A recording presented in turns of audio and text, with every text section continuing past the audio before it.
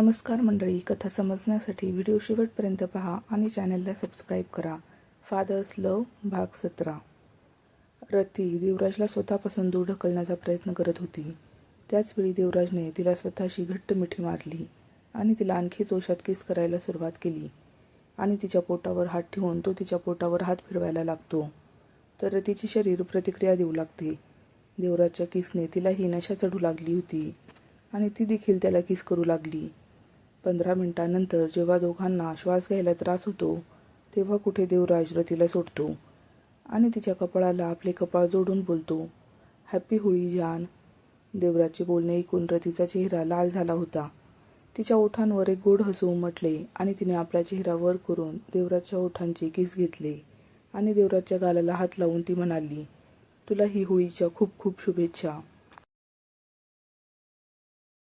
देवराज जेव्हा रतीचा झोपाळू आवाज ऐकतो तेव्हा तो स्वतःवर नियंत्रण ठेवू शकत नाही आणि पुन्हा एकदा त्याचे ओठ तिच्या ओठांवर ठेवतो आणि तिच्या ओठांचे किस घेतो. दोघेही एकमेकांना उत्कटतेने किस करत होते. शेवटी दोघांना श्वास घ्यायला त्रास झाला तेव्हा त्यांनी एकमेकांचे ओठ चावले आणि देवराज रतीच्या गळ्यात तोंड लपवून दीर्घ श्वास घेत होता. रती ही दीर्घ श्वास घेत होती. याआधी देवराज पुढे जाण्याआधीच त्याचा फोन वाजतो, ज्यामुळे देवराजला मजबुरीने रतीला सोडावे लागते आणि तो रतीच्या गळ्यावर किस घेतो आणि चावतो. त्यामुळे रती किंचाळते आणि तो रतीला सोडतो. मग तिच्यापासून उठतो आणि तिला जाऊन फ्रेश होण्यास सांगतो. रतीने पटकन होकारार्थी मान हलवली आणि ती देवराजच्या खोलीतून बाहेर पडली. जसे ती अजून 5 मिनिटे राहिली तर कदाचित ती देवराजचा नाश्ता बनवू शकेल. रतीला पळताना पाहून देवराज हसला आणि म्हणाला, पळ जान, कुठपर्यंत पळणार? शेवटी यायचं तर तुला माझ्याकडेच आहे. त्यानंतर तो त्याचा फोन पाहतो, ज्यावर आदित्यचा कॉल येत होता. त्याने त्याला विचारले, काय झाले आहे? मग तिथून आदित्य त्याला काहीतरी सांगतो, तर देवराज त्याला सांगतो की ठीक आहे, 30 मिनिटांनी माझ्याकडे ये. इकडे रती तिच्या खोलीत जाते आणि पटकन आतून दरवाजा लावून घेते आणि स्वतः दरवाजाजवळ उभी राहते. त्यानंतर ती तिच्या छातीवर हात ठेवते आणि दीर्घ श्वास घेण्यास सुरुवात करते, कारण यावेळी तिचे हृदय खूप जोरात धडधडत होते. तिलाही खूप अस्वस्थ वाटत होतं, पण तिच्या ओठांवर एक सुंदर हसू होतं, जे कदाचित आधी कुठेतरी हरवलं होतं. ती शांत झाल्यावर वॉशरूममध्ये जाते. काही क्षणानंतर ती फ्रेश होऊन बाहेर आली आणि पांढऱ्या रंगाची साडी नेसते, ज्यामध्ये ती खूप हॉट आणि सेक्सी दिसत होती. तिची पातळ कंबर स्पष्ट दिसत होती. देवराजही तिथेच पटकन त्याच्या वॉशरूममध्ये जाऊन तयार होतो. त्याने पांढरा शर्ट आणि पांढरी पॅन्ट घातली होती, ज्यामध्ये तो खूप देखणा दिसत होता. जणू तो हिरो आहे असे वाटत होते. देवराज त्याच्या खोलीतून बाहेर येताच खाली जात होता. तेवढ्यात रतीही खोलीतून बाहेर आली. दोघेही एकमेकांसमोर येतात. काही क्षण दोघेही एकमेकांकडे पाहतात आणि एकमेकांच्या डोळ्यात हरवून जातात. तोच देवराज रतीला वरपासून खालपर्यंत पाहतो आणि मग तिला कमरेने पकडून स्वतःकडे खेचतो, ज्यामुळे रती सरळ जाऊन देवराजला धडकते आणि तिचे दोन्ही हात देवराजच्या छातीवर असतात. ती देवराजला म्हणते, तू काय करतोस? मला सोड, कोणीतरी बघेल. पण देवराज काही तिला सोडत नाही आणि त्याची ओठ तिच्या कानाजवळ ठेवून म्हणतो, माझ्या इजाजतशिवाय तुझ्याकडे पाहण्याची कुणाचीही हिंमत नाही. देवराजचे बोलणे ऐकून रती देवराजकडे पाहते आणि अचानक ती तिच्या पायांच्या बोटांवर उभी राहते आणि तिचे ओठ देवराजच्या ओठांवर ठेवते आणि ती त्याला किस करायला लागली. मग देवराजही त्याचे ओठ तिच्या ओठांवर ठेवतो आणि तिचे खोल किस घेऊ लागतो. 5 मिनिटांनी तो रतीला सोडतो आणि त्याच्या मादक आवाजात म्हणतो, तू खूप जास्त हॉट दिसत आहेस. देवराजच्या तोंडून स्तुती ऐकून रती लाजते. देवराज तिला पाहून हसतो आणि तिच्या कपाळाची किस घेतो आणि म्हणतो की मी काही वेळासाठी बाहेर जात आहे, तुझी आणि विवानची काळजी घे. त्यानंतर तो तिथून निघून जातो. रती ही विवानकडे निघून जाते. देवराज घरातून बाहेर येताच आदित्य त्याच्या गाडीजवळ आधीच उभा होता. देवराज गाडीच्या जवळ जाताच आदित्य गाडीचा दरवाजा उघडतो आणि देवराज गाडीत बसतो. त्यानंतर आदित्यही जाऊन समोरच्या पॅसेंजरच्या सीटवर बसतो. गाडी पुढे जायला लागल्यावर आदित्य देवराजला विचारतो, सर, आपल्याला कुठे जायचे आहे?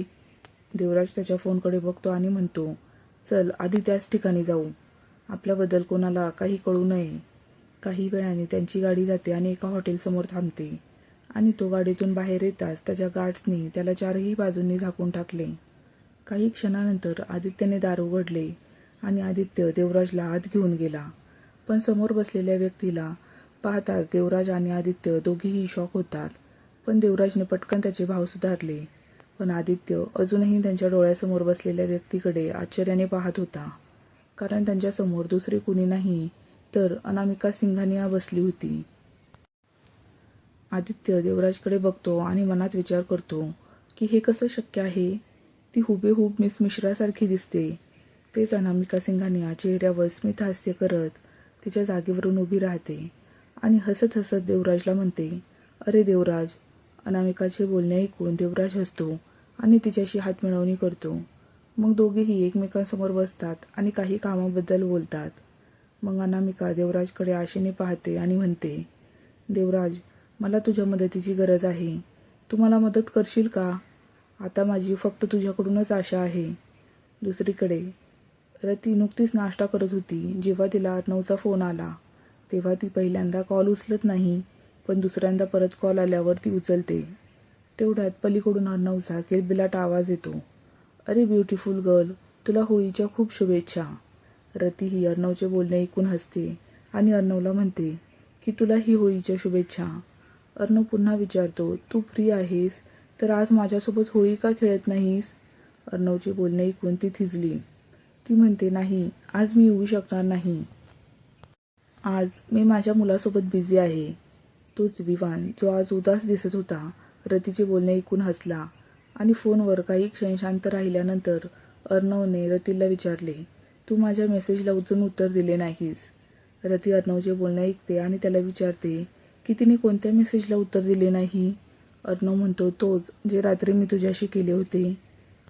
त्याचे बोलणे ऐकून रतीने अर्णवचा कॉल डिस्कनेक्ट केला आणि तिचा मेसेज बॉक्स चेक केला. पण तिला अर्णवचा कोणताही मेसेज दिसत नाही. पण मग काहीतरी विचार केल्यावर तिच्या ओठांवर हसू उमटलं. तिला आठवतं की देवराज रात्री तिच्यासोबत होता. त्याने मेसेज चेक करून डिलीट केला असावा. अनामिका सिंघानियासोबत देवराजचे 3 तास संभाषण सुरू होते. त्यानंतर दोघेही एकमेकांचा निरोप घेत हॉटेल सोडतात. इकडे अनामिका काही कामानिमित्त अर्णवला भेटायला जात होती. देवराज हॉटेलमधून बाहेर आला तेव्हापासून त्याच्या चेहऱ्यावरचे हावभाव चांगले दिसत नव्हते. त्याच्या चेहऱ्यावर विचित्र भाव होते जे कुणालाच कळत नव्हते. त्याच्या कारमध्ये बसण्यापूर्वी देवराज आदित्यकडे पाहतो आणि म्हणतो की मला 23 वर्षांपूर्वी सिटी हॉस्पिटलची संपूर्ण माहिती हवी आहे. त्या हॉस्पिटलमध्ये किती मुले दाखल होती आणि कोणती कुटुंबे होती. आदित्यने देवराजचे म्हणणे ऐकताच होकारार्थी मान हलवली आणि मग कुणाला तरी फोन करून अनामिका सिंघानियांची मुलगी शोधण्यासाठी सांगितले आणि त्याला त्या हॉस्पिटलबद्दलही माहिती काढायला सांगितले जिथे त्यांच्या मुलीचा जन्म झाला. दुसरीकडे यावेळी अर्णव तयार होतो आणि घराबाहेर जातो.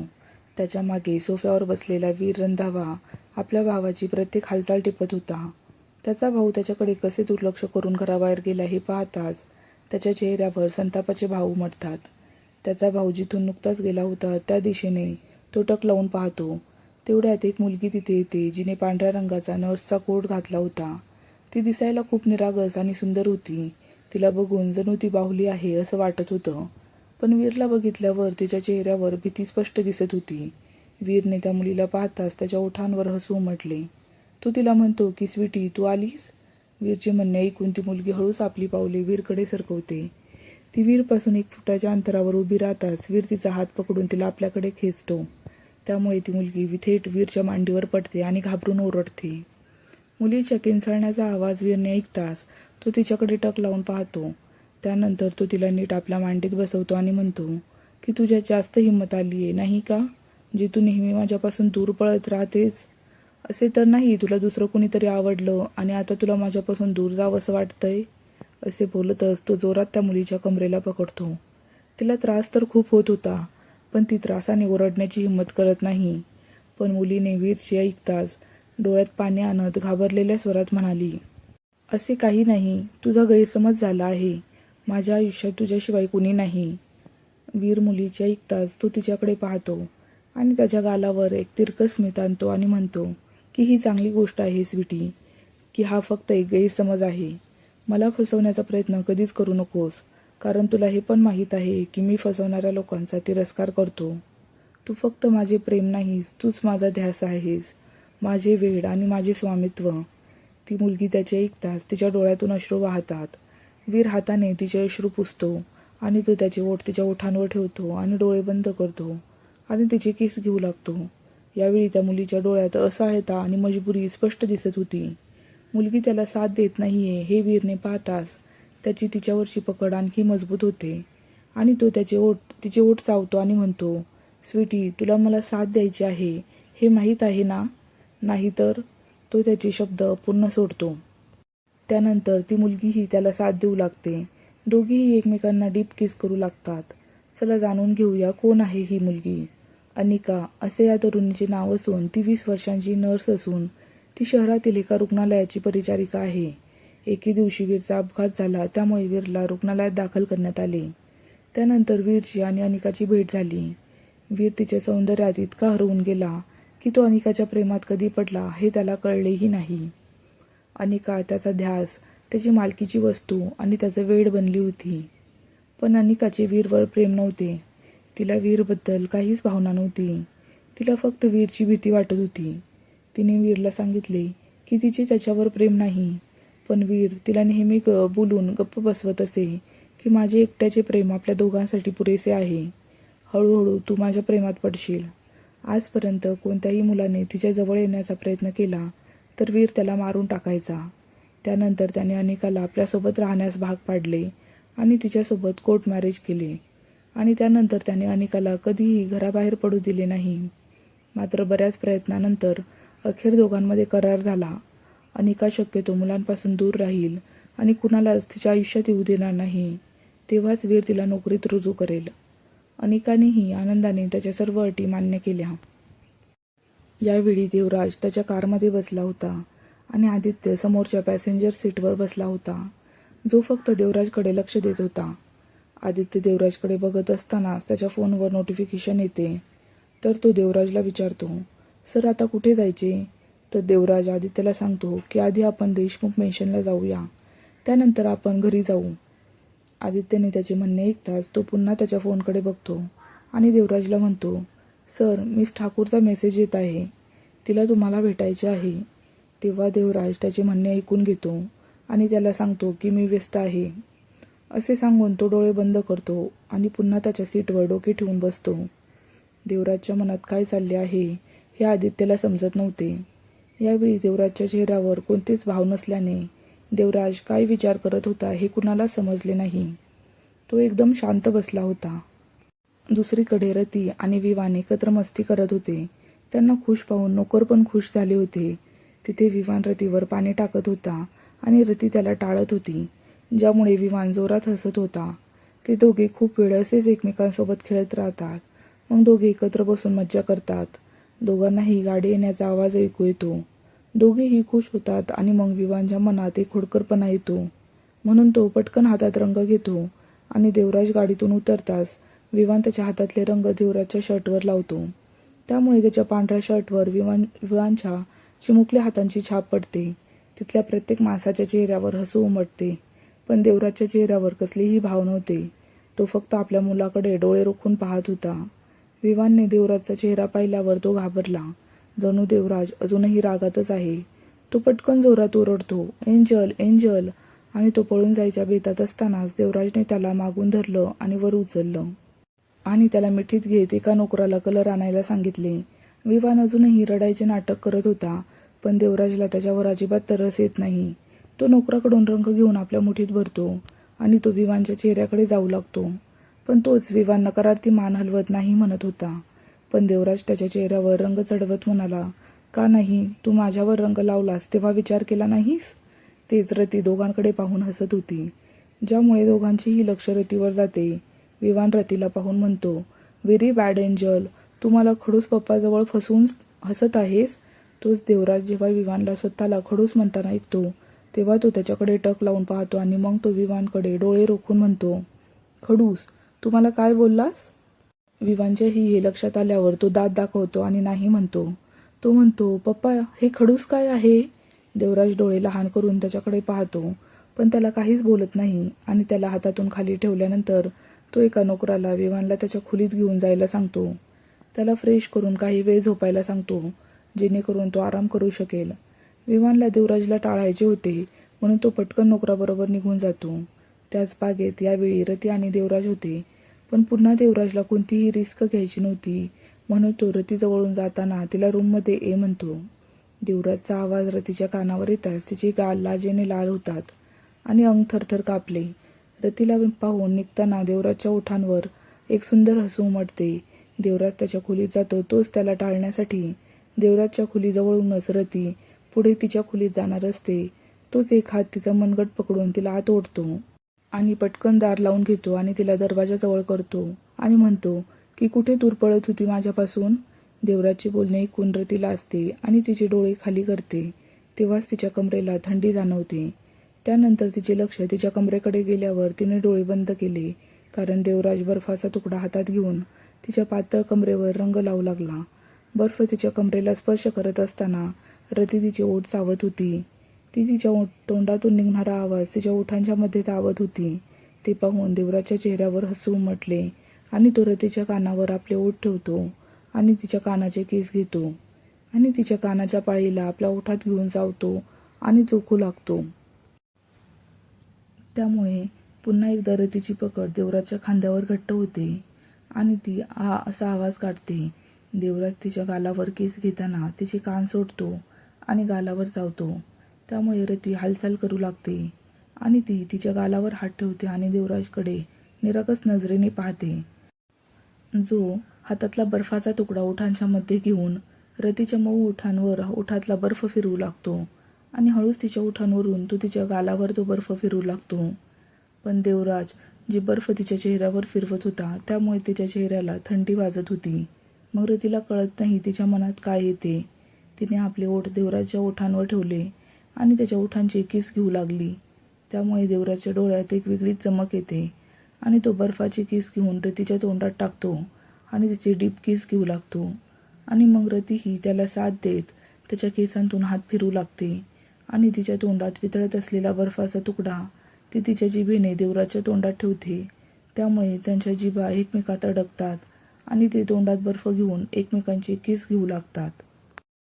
तर देवराज हळूच रतीला सोफ्याकडे घेऊन जातो, जिथे टेबलावर रंगाची वाटी होती आणि त्याच वेळी त्यात बर्फाचे तुकडेही ठेवले होते, जे त्या रंगात रंगलेले होते. तो ते तुकडे हातात भरतो आणि त्याच्या एका हाताने तो रतीच्या साडीचा पल्लू सरकवतो आणि त्याचे दोन्ही हात तिच्या कमरेवर ठेवतो, जिथे तो त्याच्या तळहातात बर्फाचे तुकडे धरत होता. बर्फाचा तुकडा रतीच्या कमरेला स्पर्श करताच थंडीमुळे देवराजवर रतीची पकड घट्ट होते. देवराजच्या चेहऱ्यावर राक्षसी हसू उमटले. ना तो तिला सोडत होता ना तो तिचे ओठ सोडत होता.